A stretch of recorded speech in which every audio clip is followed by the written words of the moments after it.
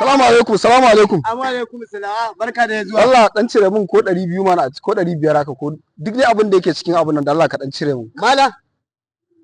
Ya za ka bani katin zabe ka ce in cire maka kuɗi? Ba ATM bane ba.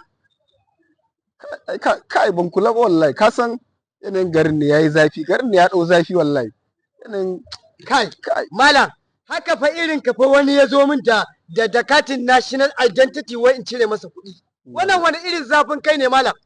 Ka san yanzu garin ne garin yanayin yana ma rasa ma da dan malam sabi ka san yanzu a rikice nake wallahi kokolwa ta a rikice take gaba ɗaya na rasa Allah ya sauke. Amin amin.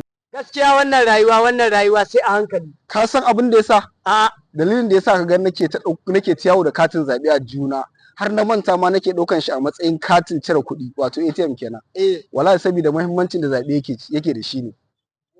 Yanda mutanen kasar nan wato shugabanninmu suka rikita talakawa komai ya lalace shi yasa har na zaku lokacin zabe yayi Allah sarki shi yasa ko da yaushe nake yawo da ATM da katin zabe a juna da shi ma na manta na dauka ma ATM ne ayya abin da nake so da kai shine kai ma ka dauki zabe da muhimmanci babu abin da zai fitar da mu a kasar nan ko kuma wanda zai ceto rayuwar mu a yanzu in ban da yin zabe ai ni dama da ka ganni iya cire kuɗi kawai nake yi ban damu da wani zaɓe ba amma tun da ka faɗi haka in zaɓe ya zo zan je in ajiye wannan sana'a sai in je in dangwala mu wanda ya dace. Kana ji ni fa katin zaɓen nan shine babban abun makamin da nake da shi yanzu a rayuwata na kawo sauyi na kawo kyakkyawan shugabanci a ƙasa saboda irin wannan mulki da ake mana idan ba mun tashi tsaye mun canza ba to fa abun fa sai fa yanda hali yayi fa gaskiya malam na yadda barin je gidan dauko ATM din na ko Allah sauki amin amin gaskiya ka dauki zabe da muhimmanci sosai